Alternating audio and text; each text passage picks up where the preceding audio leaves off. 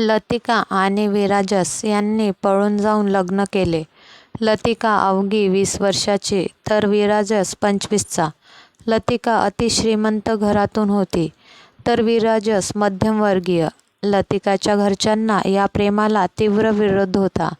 तिच्या बाबांना तिच्यासाठी गर्भश्रीमंत मुलगाच हवा होता आणि असे ही तिच्या बाबांच्या मते ते तिचे लग्नाचे वय नव्हते.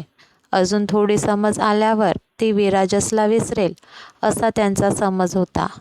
विराजसच्या आईबाबांचा विरोध नव्हता, पण लतिकाचे शिक्षण पूर्ण व्हावे आणि विराजसने सुद्धा करिअरकडे नीट लक्ष द्यावे अशी त्यांची इच्छा होती.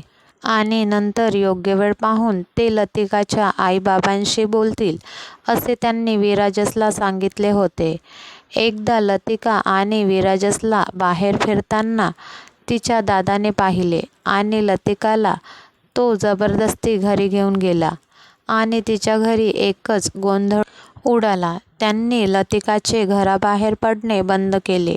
या दोघांपुढे आणीबाणीची परिस्थिती उभी राहिली. शेवटी संधी बघून त्यांनी पळून जाऊन लग्न करायचे ठरवले. संधी मिळाली, दोघांनीही लग्न केले.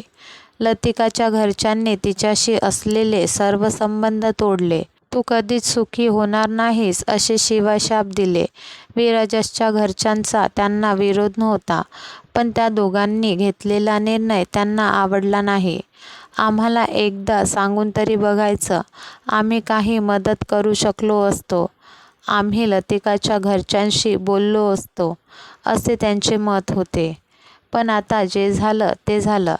त्यांनी लतिकाचा सून म्हणून स्वीकार केला. लतिका आणि विराजसला घेऊन ते लतिकाच्या माहेरी सुद्धा गेले. पण लतिकाचे बाबा अडून बसले होते. त्यांना लतिकाचे तोंड देखील पाहायचे नव्हते. बाबांच्या विरोधात जायची आईची हिंमत नव्हती. लतिकासाठी आता माहेर पूर्णपणे तुटले होते. हळूहळू लतिका विराजसच्या घरी रुळू लागली. आता आपले जे काही आहे ते इथेच आहे हे तिला ठाऊक होते. लतिका अगदी लाडाकोडात वाढली आहे. तिला कुठल्याही कामाची सवय नाही. आपल्यालाच तिला सर्व गोष्टी शिकवाव्या लागतील याची विराजसच्या आईला म्हणजेच लतिकाच्या सासूला जाणीव होती. सारं छान सुरू होतं, पण नियतीच्या मनात वेगळंच काहीतरी होतं. त्यांच्या लग्नाला जेमतेम वर्ष झालं होतं आणि एका अपघातात विराजस देवाघरी गेला. सर्वांवर दुःखाचा डोंगर कोसळला. ऐन तारुण्यात मुलगा निधन पावल्याने विराजसच्या बाबांना जबरदस्त मानसिक धक्का बसला. लतिका पूर्णपणे कोलमडून गेली. आता तर कुठे त्यांचा संसार सुरू झाला होता. लतिकाच्या घरच्यांनाही ही बातमी कळली, तरी कोणी आले नाही.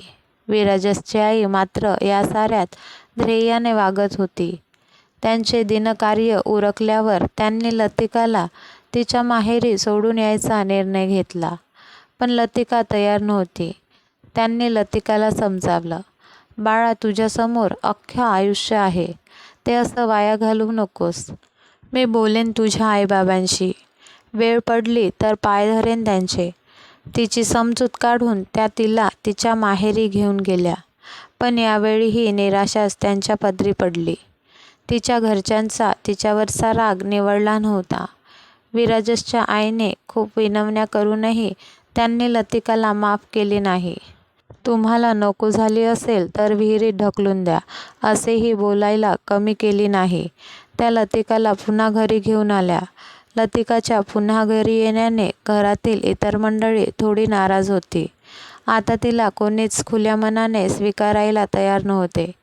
पांढऱ्या पायाची कुलक्षणी चेटकीन नातवाला खाल्लं माझ्या, आता मुलाला पण खाईल ही असे म्हणून विराजची आजी म्हणजेच लतिकाची आजीसासू तिला हिणवू लागली. इथे विराजसच्या बाबांची प्रकृती खालावतच होती. हे सारं लतिकाला सहन होत नव्हतं. तिने ठरवलं, आपण इथून दूर निघून जायचं.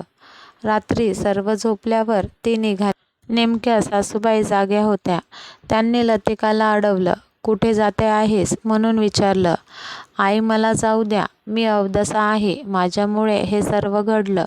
मी विराजसच्या आयुष्यात आले नसते तर, आमचं लग्न झालं नसतं तर, आज तो असता जिवंत. बाबांची ही अवस्था झाली नसती. मला जाऊ द्या, मी इथे नाही राहू शकत. वेळ पडली तर आत्महत्या करेन, पण आता इथे नाही राहायचं मला. खरंच माझ्या इथे येण्यामुळे या घराचे वासे फिरले आहेत. मला काहीच अधिकार नाही इथे राहण्याचा. लतिका रडत बोलत होती. सासूबाईंनी आधी तिला शांत केलं.